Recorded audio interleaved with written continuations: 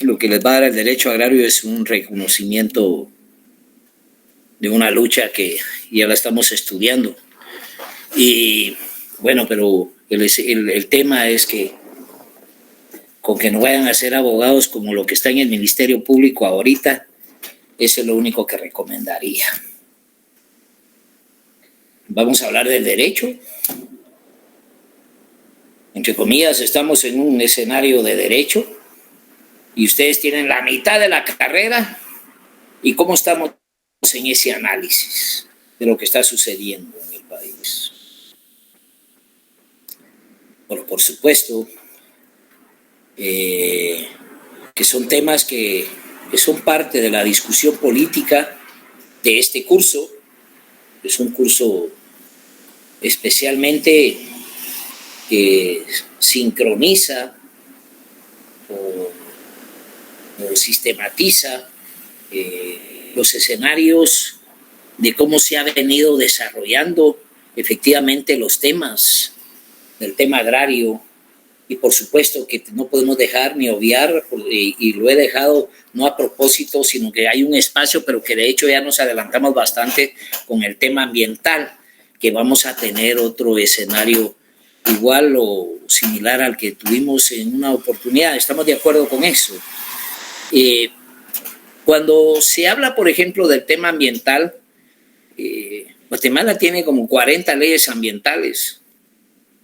Y la mayoría cree que el ser abogado es dominar las 40 leyes ambientales y ya se resolvió el problema del ambiente en el mundo.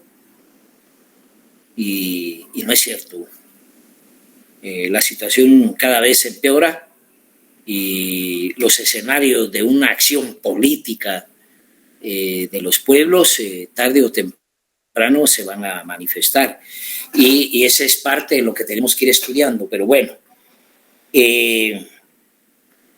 para empezar de nuevo, hemos venido arrastrando o jalando, si ustedes lo quieren, el poder llegar a concluir en nuestro país la primera disposición legal que se impuso en nuestro territorio. Y también llegar a la conclusión, estamos en el 6º semestre y hasta acá, nosotros tenemos que, por ejemplo, partir de que de 1492 que se descubre América, ya sea porque había un razonamiento científico de trasladar la economía española y darle una agilidad a la economía a esa potencia mundial, yo como resultado se dice el encuentro precisamente a estas latitudes o a estos territorios, lo que formalmente se establece, aunque en la realidad se habla de que ya habían venido otras culturas, pero que formalmente pudiéramos decir que el descubrimiento lo tienen precisamente los españoles por la envergadura de esa coyuntura real en la humanidad como tal. ¿Qué se refiere con esto? Cuando vienen los españoles, efectivamente encuentran a pueblos indígenas. ¿Cómo eran estos? No tenían el desarrollo de los pueblos de Europa. Los pueblos de Europa venían con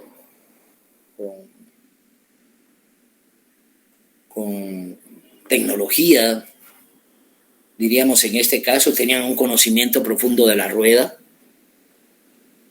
tenían un profundo completo, diríamos, de las armas, traían la pólvora, traían cañones, tenían el descubrimiento y el manejo del hierro desde cuándo. Y resulta que cuando analizamos precisamente la cultura indígena nuestra, no había rueda, no habían caballos, no habían espadas, o sea, no eran poblaciones para poderle hacer enfrente a 40 o 50 personajes que vinieron y someter a toda una población. Sin embargo, lo hicieron. Y toman. Y conquistan. esa conquista fue cruel. Fue una donde se definieron sentimientos de impulsar como una manera de justificar ese atropello humano, el apoderarse efectivamente a la fuerza de lo que encontraron. Y se define primeramente la primera disposición legal.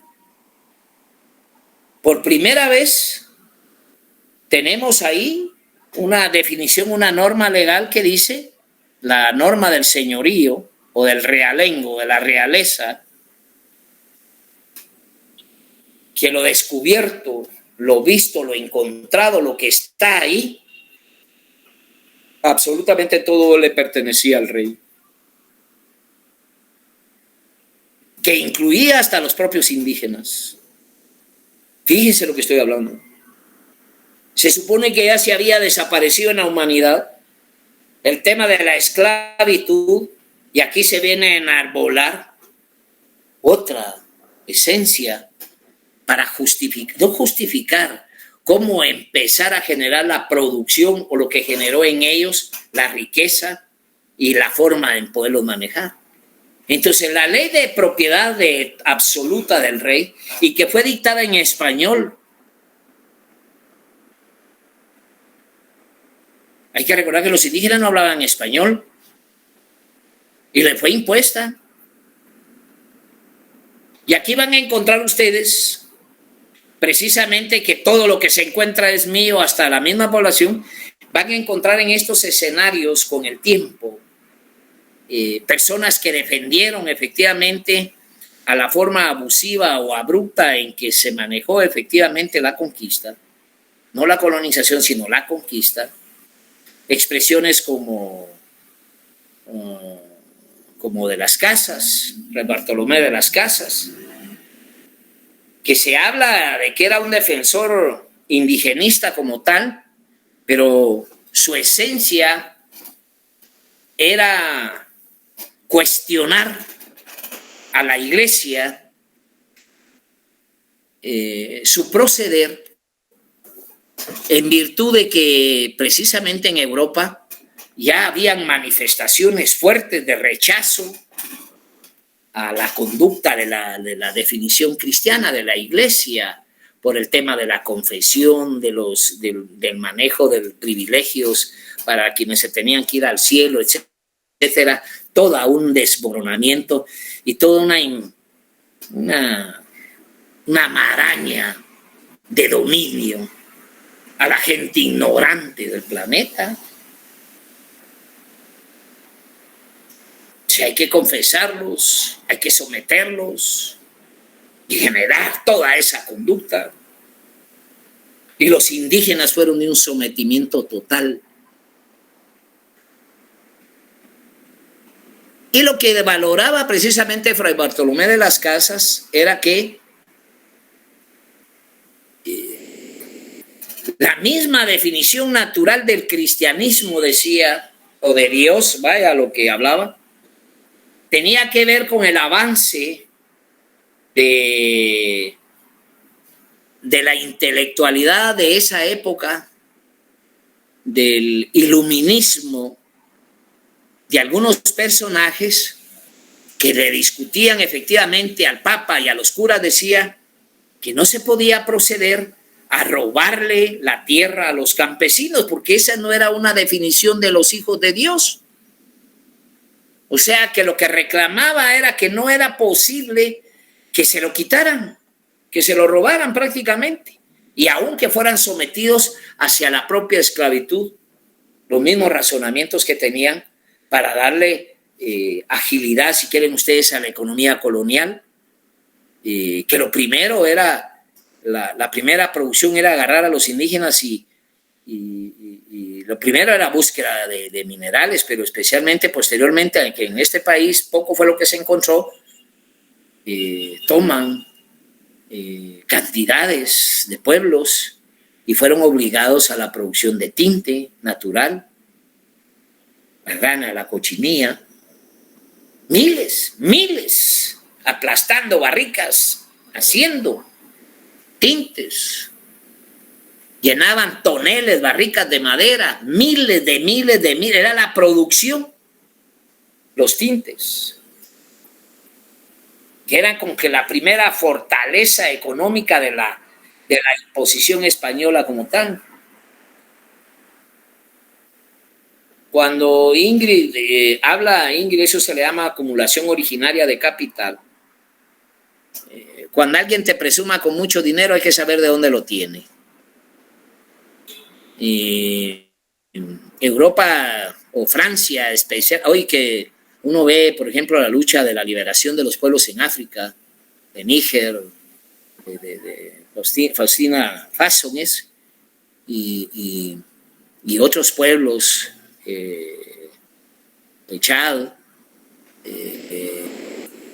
se han levantado y han dejado por un lado la colonización francesa, porque resulta de que en el caso de Níger produce el 30% de los minerales que le dan vida a 37 plantas nucleares en Francia, la ciudad de la luz.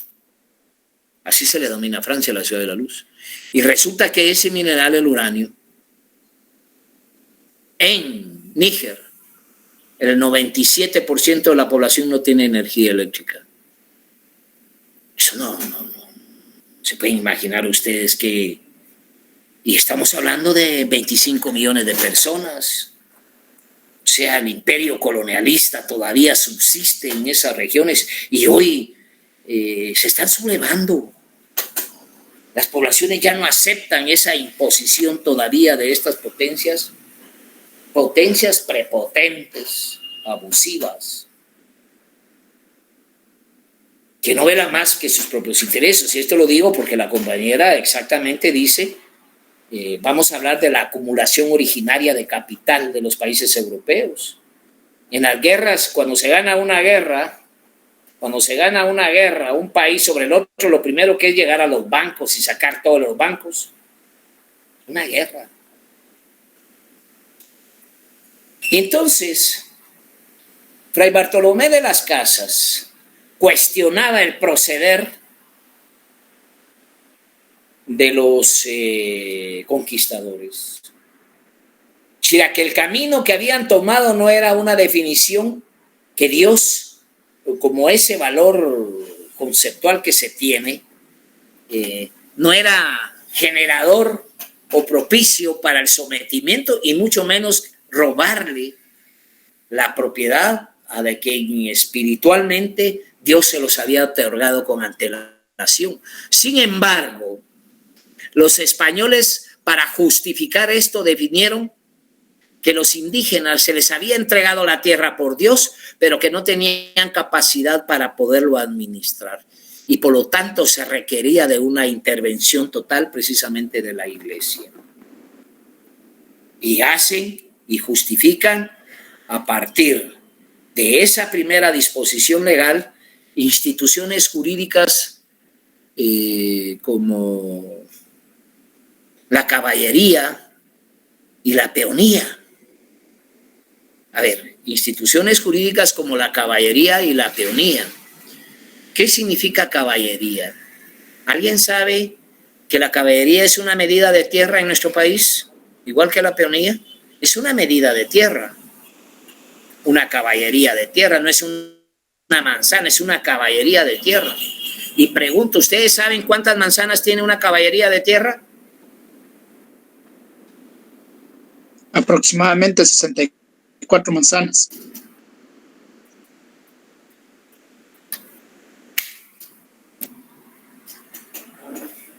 ...64 manzanas. Y van a encontrar ustedes fincas. En la actualidad posiblemente habrá alguna que otra, pero existen fincas de 500 caballerías de tierra. Hagan cuenta cuántas manzanas tiene esa tierra. Y hablan de cuentas cuántos departamentos abarcan. Entonces, a los españoles les fue institucionalizado legalmente la entrega de tierra a través de la caballería, o sea, los que venían a caballo. Hasta que se muriera el caballo. Y le entregaban tierra a la peonía, los que venían en infantería. Si no me equivoco, por un orden de 40 a 42 manzanas. Entonces se distribuyeron las tierras. Los que venían a caballo y los que venían a pie. Se distribuyeron en ellos. Les fue dado precisamente la distribución de la tierra y aquí entra la iglesia o entran instituciones como las encomiendas y los repartimientos. Me imagino que ustedes ya escucharon esto de las encomiendas y los repartimientos. ¿Y en qué consistían las encomiendas y los repartimientos? Distribuirse la tierra y los indios. Pero aquí hay algo más importante. En ese escenario de la distribución, también se definieron algunas otras definiciones legales, como por ejemplo, el fomento o generar una promoción de la tierra y los indígenas en España para que los colonos se vinieran a estas latitudes a habitar, a colonizar, y se les iba a entregar indígenas y tierras. O sea, era una promoción en España. Váyanse, allá está lo máximo. Allá tienen tierra y tienen indígenas. Váyanse para allá, ¿qué hacen aquí en España? Vamos a conocer. O sea, por disposición legal. Había una definición en eso. Y hay que recordar que una de las definiciones legales, efectivamente, también de estas leyes indígenas en la época de la colonia, era que absolutamente todo se tenía que visualizar, no sé si el término es correcto, pero todo se tenía que constreñir a dinero. O sea, todo era en las cajas reales. Absolutamente todo. Entonces se plantean hasta composiciones, se le llama, o sea, contratos de revisión de la tierra que al inicio se les había entregado. Y algunos les dieron 10 caballerías, pero les apareció 100 o 200, se componían sus circunstancias o su situación ante las autoridades coloniales, ya tenían un escenario de tierra e indígenas como tal.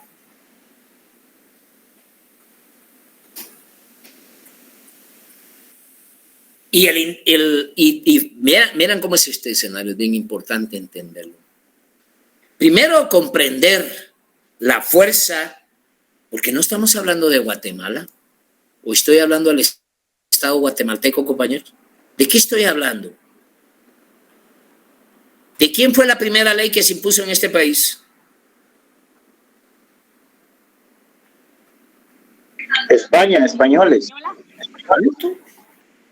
Sin constitución guatemalteca, simplemente España. Ya sentado acá. Se imponen estas disposiciones legales. Hay un bloqueo al mestizo, dice. O sea, los ladinos no tenían derecho a la tierra, a la riqueza. El mestizo, hay que recordar que aquí hay que hablar de clases o de mezclas de razas,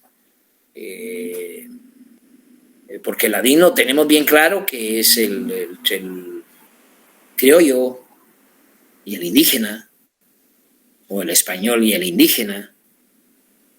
Está también la mezcla entre indios y negros, creanos ambos, y ustedes van a encontrar muchas definiciones de cómo efectivamente las razas se vienen diseminando, no diseminando, pero sí construyéndose su contenido y su razón y su valor y su sensibilidad en función de lo que realizan en la economía propia de la colonia.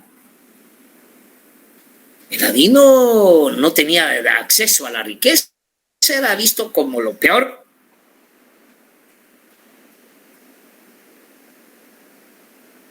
¿Y compañeros?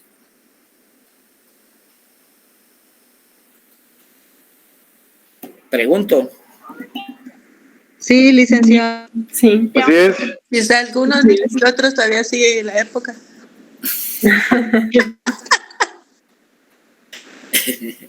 Bueno, miren.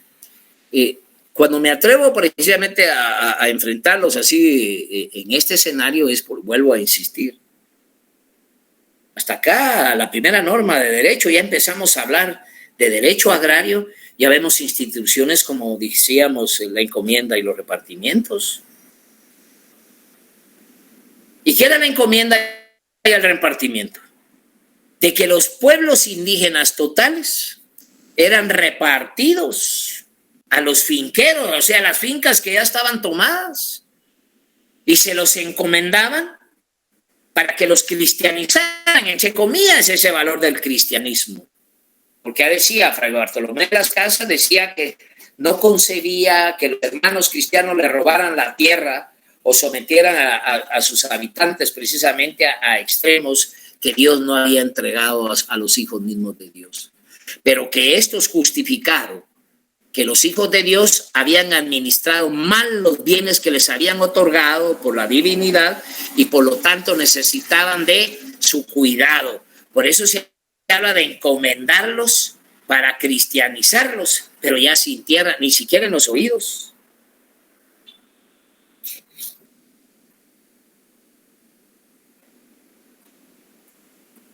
Y también estas disposiciones legales de esta época hablaba de la protección de los pueblos indígenas. ¿A qué se refería eso con proteger a los pueblos indígenas?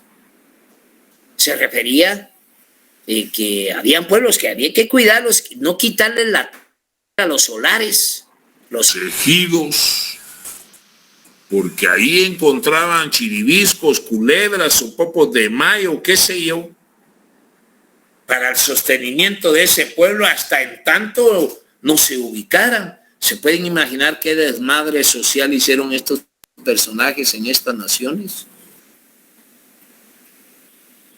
Mezclados con otros pueblos, repartidos en otros pueblos, en otras latitudes. Entonces, las leyes de Indias, o sea, las leyes específicamente que se definieron en el tema indígena, que regulaban el tema agrario en la época colonial, era eso: la ley del señorío, la ley de protección a los pueblos indígenas con ese sentido, el hecho de cerrarle el paso a la riqueza a los ladinos, el fomento de la tierra para aumento de las cajas reales precisamente en España, para el repartimiento y la encomienda. Y todo, absolutamente todo era para redefinir una composición al final que se refería precisamente al tema totalmente económico. Decía yo que tengo aquí, en la clase anterior, tuve que sacar acá la primera disposición legal que trajeron estos en 1513. Y se habla de la venta, composición y repartimiento de tierras, solares y aguas. Ley primera, que a los nuevos pobladores se le den tierras y a los nuevos pobladores, o sea, los que venían de España. Ley primera dice que a los nuevos pobladores se le dé tierra y solares y encomienden indios. ¿Y qué es peonía y caballería? Esa es la primera disposición. Bueno, pero ahí no se queda. ¿Cómo estaban los mayas cuando vinieron los españoles? Alguien me decía, pregunto, ¿había derecho en Guatemala, compañeros? ¿Había Estado? Esa es pregunta. O sea, cuando vinieron, ¿encontraron un Estado aquí? derecho, ¿qué fue lo que encontraron? Todavía. No licenciado.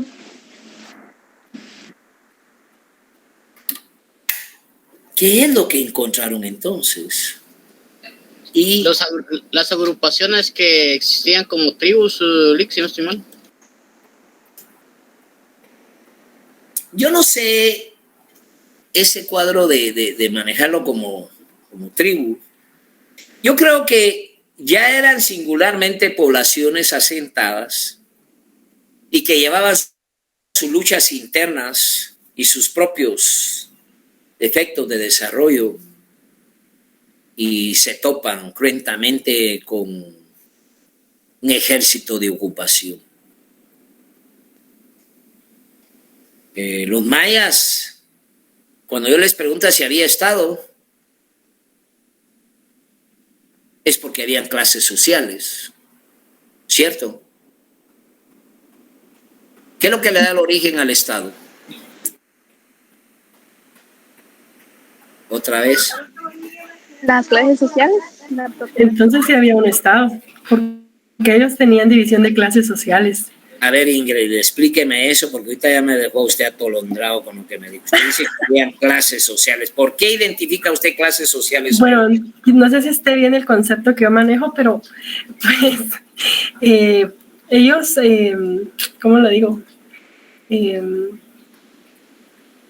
O sea, existían personas, no, ya me hice bolas en mi ser, lo siento. Mire, Ingrid, lo primero que usted tiene que tener bien claro que una clase social, cuando se habla de clases sociales, usted tiene que ver a como dé lugar la existencia sobre propiedad sobre los medios de producción. Y la pregunta es, cuando hablamos de clases sociales, hablamos, en el caso nuestro, aquí, por ejemplo, yo cuando hablo de clases sociales, ¿con qué clase social estoy hablando al otro lado de la cámara? Aquí enfrente. ¿Con qué clase social estoy hablando?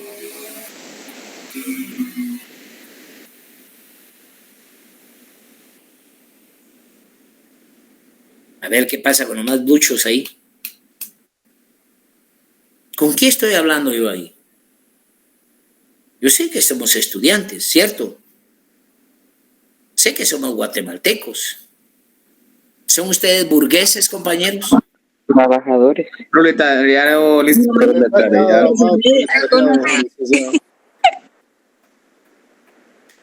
Cuando nosotros... mire, Ingrid. Cuando nosotros hablamos de las clases sociales, hablamos porque hay un indicador de que hay propiedad sobre medios de producción. Y los burgueses son los que son propietarios de medios de producción, ¿cierto, sí o no? ¿Y los proletarios qué tenemos? ¿Qué es lo que tenemos para poder vivir? La fuerza de trabajo. La fuerza de trabajo. ¿Ya? Entonces, eso es bien importante. Entonces, cuando nosotros hablamos que usted me dice, Ingrid, que encuentra en su postulado, no tiene nada de malo tampoco lo que me dijo, encuentra precisamente que habían clases sociales. Y la pregunta era, ¿habían medios de producción y quiénes eran los propietarios de los medios de producción? Y entonces, a encontrar clases sociales, ustedes encuentran un Estado.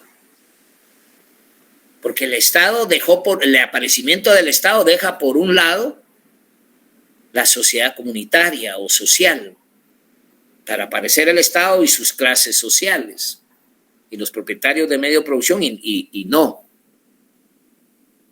Pero cuando vienen los españoles se encuentran, por supuesto que había pasado mucha agua bajo el puente, o sea, habían pasado miles de generaciones, porque lo que encuentran los españoles en Guatemala, en otras latitudes no, pero en Guatemala había un abandono de esas ciudades que nosotros conocemos como grandes y hermosas, como consecuencia de las luchas intestinas precisamente entre los mexicas, mayas, aztecas y etcétera, pero guerras cruentas.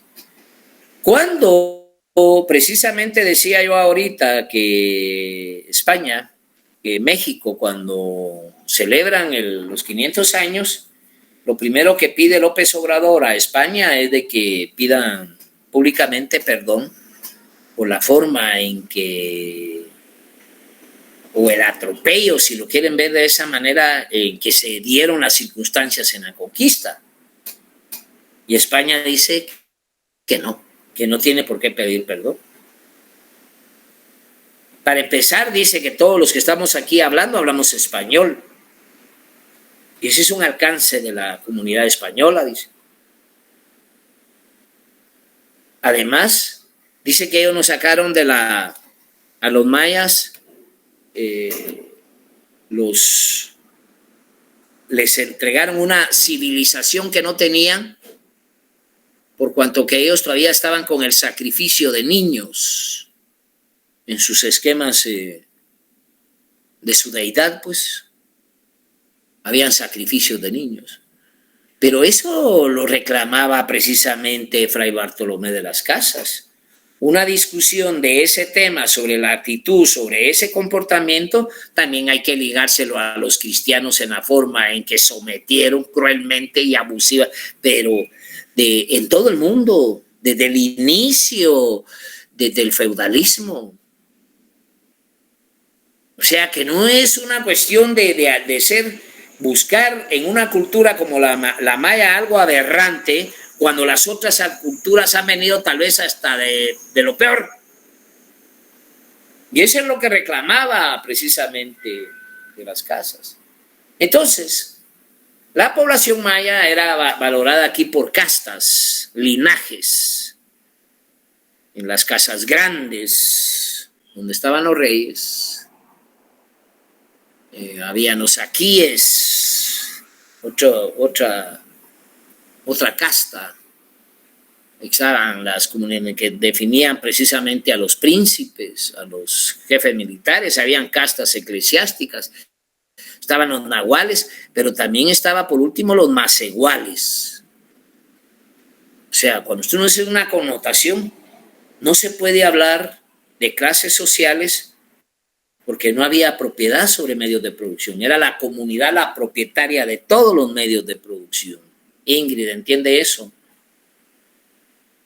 sea, la clase social solo la da la propiedad que se tenga sobre los medios de producción, no por otra circunstancia. Porque ustedes pueden andar en un Mercedes-Benz. ¿Cómo lo compró? A saber. Pero presume de ser burguesa y no lo es. Y la mayoría de nosotros pretendemos llegar a ser burgueses alguna vez. ¿Ustedes creen que van a hacer dinero?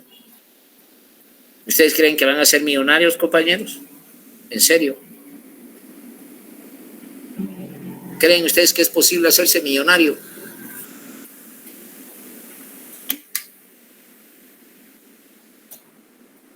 ¿Es en serio la pregunta? Buenas noches, bien, licenciado. Todo es posible. Algunos días son, dicen Lick.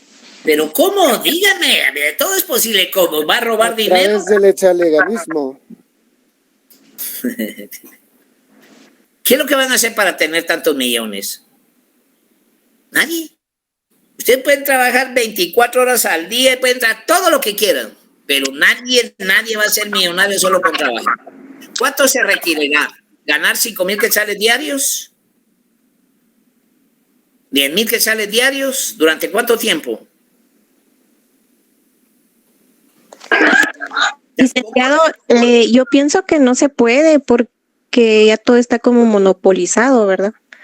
Me ha pasado en un par de ocasiones con mi esposo, hemos querido poner en un negocio y las empresas grandes, superar eso es bien difícil.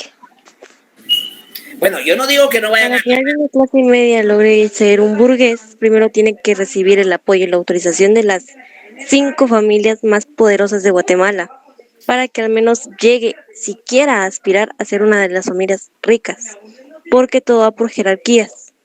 Y si la clase alta no te acepta, la clase media nunca prospera y la clase baja, pues, se queda como clase baja. Vamos a corregir algo, Karen. con mucho respeto, nunca hable de clase media, ni clase baja, ni clase alta, porque solo existen dos clases sociales, burgueses y proletarios en el sistema capitalista. Hay clases, sectores, podríamos decir, que se integran dentro de las clases sociales como tal. Pero la pregunta era, pero está bien lo que me está diciendo porque encierra un poco lo que estamos definiendo. Solo hagan cuentas. ¿Cuánto ganan un trabajador? Yo no digo que no vayan a tener pisto, pues, pero ser millonario van a tener 2 millones, 5 millones, pues van a tener una comodidad más o menos. Pero de eso, a ser un burgués, nunca. A menos que se roben los corruptos. ¿Perdón? Sí, otra.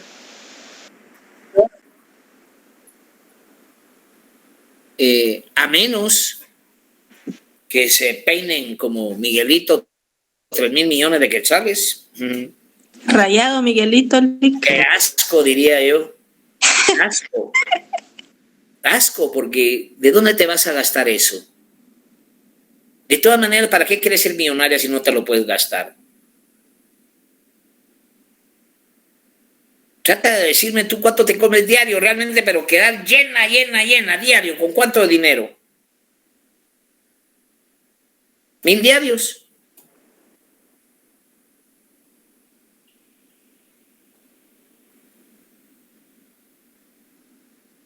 Depende de lo que se va a comer, licenciado. ¿Pero eso cuánto? Lo que te vas a comer en el día y cuánto te vas a acabar los millones, nunca. No te vas a llevar nada. Yo no digo que no los estoy desesperanzando, no les quiero caer en ese campo, pero también los pies sobre la tierra. Guatemala es un escenario que lo debemos de ver todos y toda en su conjunto, para ser todos protagonistas de nuestro propio desarrollo. Pero voy como definiendo, por ejemplo, en el tema, por ejemplo, que decía, llegamos a la época de los repartimientos y las encomiendas con las definiciones legales de la época de la colonia, pero no tenemos una legislación guatemalteca porque el Estado guatemalteco no existe. ¿Y cuándo surge el Estado guatemalteco? Ya hablamos ahí de que la primera definición económica que hicieron los de la colonia fue el cultivo del añil. Pero ya vamos a ver que en la época de Justurino Barrios también, porque hay que ver toda esa secuencia, se deja por un lado el añil porque se ha descubierto el añil sintético, que en un sobrecito uno lo puede cargar en la bolsa, ya no necesitan los toneles. Sin embargo, se define y se encuentra que el café puede ser perfectamente bien cosechado en estas latitudes y se cambia la cultura del añil y se define en lo que es la cultura cafetalera en nuestro país. Y cuando uno analiza el aspecto del café, se van a dar cuenta que naturalmente el 80% de la tierra cultivable en este país en esa época, todo era para el café. Café. Y en la época de Justo Rufino Barrios se volvieron, fíjense, pues no me fui hasta Justo Rufino Barrios porque tengo que valorar que Justo Rufino Barrios fue el que emprendió el quitarle toda la tierra a la iglesia para entregársela a quienes, no a los campesinos. Pero quiero retomar otra vez el tema como veníamos. Entonces tenemos, decía, en la época de la colonia, llega un momento que en España y en Europa empiezan a tener otras, así como Fray Bartolomé de las Casas, que era parte de los iluminados de las nuevas expresiones modernas de la iglesia, que no estaban de acuerdo en el atropello, el sometimiento y el atrocinio efectivamente de los bienes de los hijos de Dios. Quiero hablarlo de esa manera porque así lo definía él como hijos de Dios. y que España justifica que esos hijos de Dios fueron insolentes con Dios porque nunca pudieron administrar los bienes y por lo tanto era necesario retomarlos, cristianizarlos, repartirlos y encomendarlos.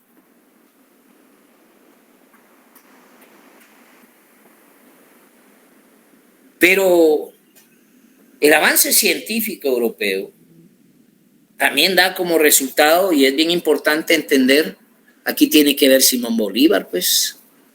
Simón Bolívar de pequeño, de muy joven, viaja a Francia y está de cerca de lo que es la Revolución Francesa. De acuerdo a la historia, tuvo la ocasión hasta de hacerse presente con Napoleón Bonaparte. Pero cuando viene otra vez a Venezuela, viene otra vez a Colombia, viene otra vez a Bolivia, la patria grande, también viene con la mentalidad criollista, que él era criollista, de continuar en el escenario, pero pierde las primeras incursiones en una guerra y retoma que no puede continuar con los escenarios de la esclavitud, sino abolir la esclavitud y generar principios republicanistas, principios más amplios, humanistas. Y de esa cuenta, Bolívar fue un profundo revolucionario, un profundo gestor de los cambios humanitarios de la sociedad americana como tal. Pero volviendo otra vez a Guatemala, bueno, ya sabemos que hay un escenario de repúblicas, hay independencias en toda América y nosotros resultamos también independizarnos. Pero ¿quiénes nos independizaron y cómo y bajo qué condición? La independencia nuestra fue criolla, española, sin constitución guatemalteca. Simplemente se dio la independencia. Y ya empieza a administrarse dentro de la colonia una razón independentista centroamericana con una constitución lejos de ser constitución. Pero hasta que se define la primera constitución como República Guatemalteca, está Rafael Carrera, pues. Entonces ya podemos hablar de guatemaltecos con un presidente, con un congreso y etcétera, bajo la concepción de que ese Estado o esa razón legal que tenemos ahí enfrente no era ni más ni menos que la continuidad de un sistema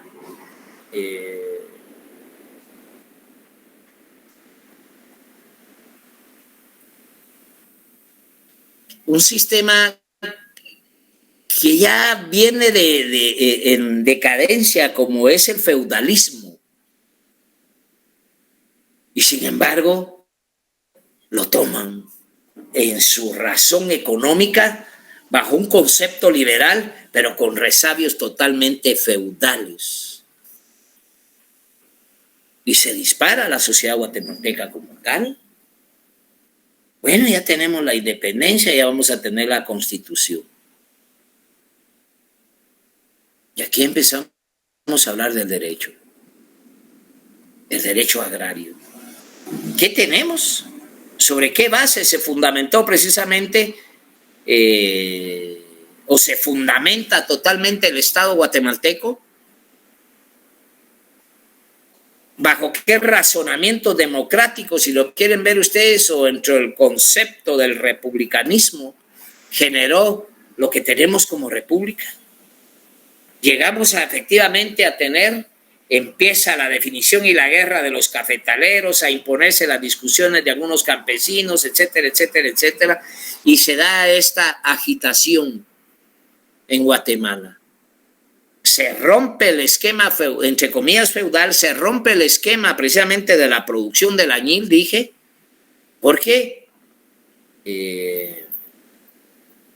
no hay forma de cómo tener un producto líder que proponerle al mundo, porque el añil había sido sustituido por el añil sintético.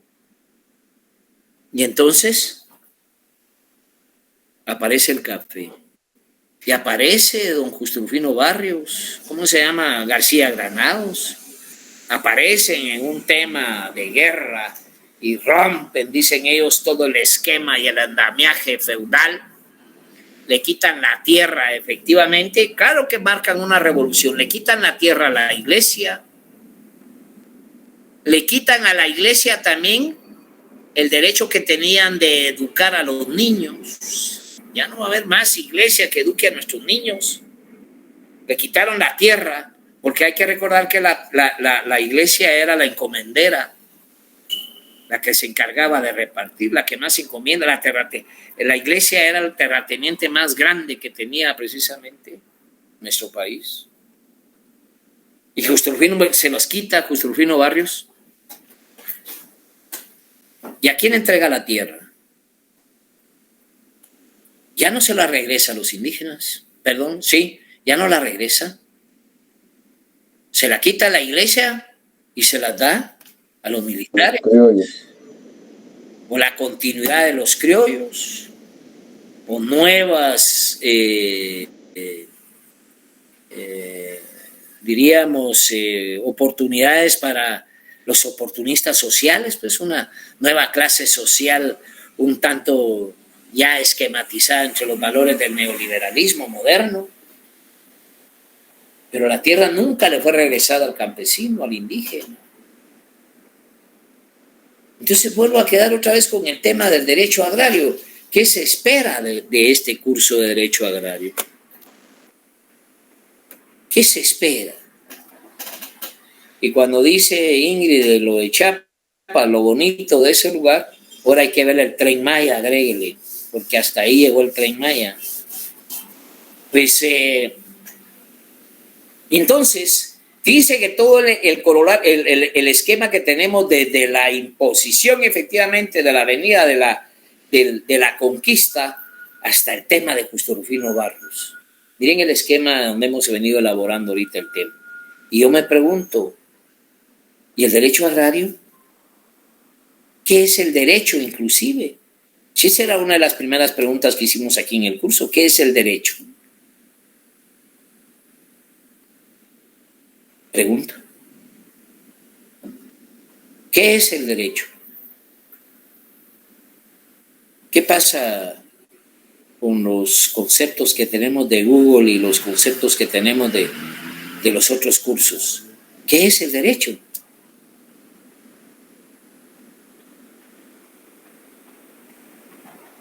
Y cuando hablo de derecho agrario, estoy hablando precisamente de normas salariales. Entonces, ¿qué es lo que miramos como derecho? Conjunto de normas jurídico-políticos sociales que tienden a generar un comportamiento social equilibrado entre sus ciudadanos en una sociedad, etcétera. Pero ¿y dónde dejamos que en nuestro país el derecho solo sirve para cuidar a los intereses de los ricos?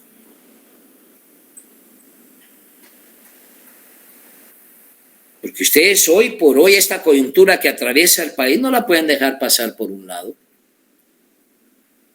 Este no es un escenario para que lo estén resolviendo estos pícaros, mafiosos. Y estoy hablando de todo el concepto integral del sistema de justicia de Guatemala, que implica inclusive, ¿ya? Se pueden imaginar ustedes hoy que, no lo voy a tratar mal, pero de que las universidades privadas hoy esas de cajón, de cartón o de garage, solo hacen una facultad de derecho para tener la oportunidad de poder ir a votar sobre un magistrado que viene arrastrando desde hace 40 años lo mismo. Ellos son los que están en las cortes. Un sistema que fue elaborado y creado para esas condiciones. Ustedes, cuando miremos la Revolución de Octubre y miremos la reforma agraria, por ejemplo, ahí vamos a hablar de derecho agrario. Cuando hablemos de la ley de transformación agraria, entonces sí vamos a hablar de derecho agrario. Y no solo de alguna de las privadas, también de la San Carlos, compañeros. Porque la universidad está fuera de la propuesta, ¿cómo se llama?, de avance del desarrollo del país. Está fuera. Si miramos, por ejemplo, los abanderamientos estudiantiles hoy, pero yo también entiendo que las condiciones del país, las condiciones naturales de la pandemia, etcétera, la forma en que se tomó la universidad, etcétera, etcétera, ha dado como un retardo, un estancamiento de la verdadera esencia y vivencia que tienen que tener precisamente quienes estamos al tanto de querer ver un país diferente, donde las condiciones de nuestro país no sean las que estamos viviendo en la actualidad, donde el derecho agrario efectivamente sea un escenario que permita encontrarle a los guatemaltecos la oportunidad de crear condiciones diferentes a las que vivimos. Me estoy refiriendo a condiciones de desarrollo. Y cuando hablo de condiciones de desarrollo no es solamente salir del patio, sino que estoy hablando de la dignidad y las condiciones de ser humano.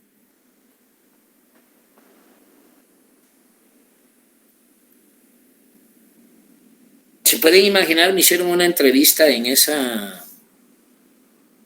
CTVG, es un canal chino, ¿sí? Y me preguntan qué opino sobre la expulsión de Taiwán del Parlamento Centroamericano, del Parlacén. Fue expulsada Taiwán a propuesta de Nicaragua y respaldada por el resto de países, porque resulta que ¿quién es Taiwán? Ni país es una imposición norteamericana de imponer una visión del mundo, obviando precisamente a un continente como los chinos. ¿Cómo vamos a dejar un mercado de 1.500 millones de habitantes por una pendejada de 20? Y así nos han sostenido. Hasta constitucionalmente los gringos impusieron de que no podían entrar ni por razones de migración gente, ¿cómo se llama? China.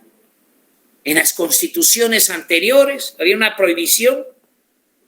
Y resulta China hoy una de las potencias del mundo.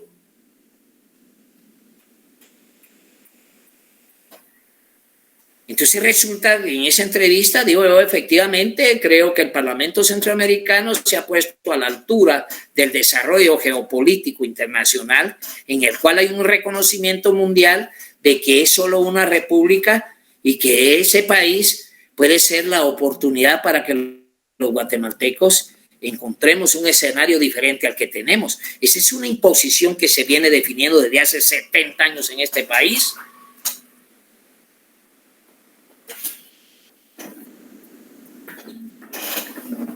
Entonces, eso es solo por ir definiendo algo de las condiciones en que hay que discutir el tema del derecho agrario. Entonces yo ya les puse ahí, desde la época de la conquista hasta Justo Rufino Barrios. Y vamos a ver que Justo Rufino Barrios no solo le quitó la tierra efectivamente a la iglesia, también generó un ejército profesional, también introdujo el tren, introdujo la energía eléctrica en el desarrollo mismo que se tenía para esa época, me refiero bombas, máquinas, me refiero yo, que generaban luz, la máquina de vapor. Le quitó la educación a la iglesia, decía, ya no iba a tener, y constituye la educación que fuera laica, o sea, libre de influencia de la iglesia y gratuita. Entonces, eso es solo para que vean ustedes cómo se trastoca un escenario en ese momento que deja por un lado lo que se venía arrastrando, pero que de todas maneras no implicó ningún desarrollo para el país, más que lo que conocemos en términos de una inclusión. No le sé, no le puedo hablar de modernidad, a veces me cuesta por la forma en que vivimos los guatemaltecos, pero hasta ese momento el Estado guatemalteco, ya estamos hablando ya de normas guatemaltecas, se crean normas como la ley de la vagancia, por ejemplo, o la ley del colonato, la ley del jornalero, que ya estamos hablando específicamente de la ley del jornalero, de las jornadas de trabajo, y cómo ese concepto de jornalero se volvió una ley de esclavitud, porque quienes no cumplían esa ley, por razones de distancia, tiempo, porque tenían que cargar hasta una credencial donde decía que habían trabajado tanto tiempo en una finca, los volvían a meter presos y los metían a cualquier finca. También la ley de la vagancia. Yo le pregunté, no sé, aquí en esta clase pregunté, ¿es delito ser vago, compañeros? No, licenciado. No. ¿Les gustaría a ustedes ser vago? Con dinero no creo. Con pisto sí, ¿verdad, compañera? Con pisto se vuelve uno vago. Pero, ¿qué era la vagancia? Agarrar a la gente presa y meterla a las fincas. Entonces se crearon leyes especiales para darle continuidad a los escenarios para sostener el mismo sistema o la misma raíz de la tierra que nos impusieron desde la misma conquista hasta ese momento. Y vuelvo a caer al mismo escenario. ¿Hasta dónde nos vamos a desarrollar? Dentro del curso, para ir visualizando realmente, ya les dije, si ustedes quieren desarrollarse como abogados agraristas, solo basta que lean. Ahí está, todas las disposiciones legales que hay. Por supuesto que se las voy a dar, pero que yo en lo particular me tiene sin cuidado, porque eso no es una forma de alcanzar el desarrollo. Yo tengo bien claro cuál es el papel que juego como abogado agrarista y desarrollo agrarista. Dejo la clase el día de hoy ahí, compañeros, y lo continuamos otro día. Estoy un poco agotado. Una serie de cuestiones ahí. Descanse. Gracias, licenciado. Buenas noches. Gracias, Luis. Buenas noches. Buenas noches, compañeros.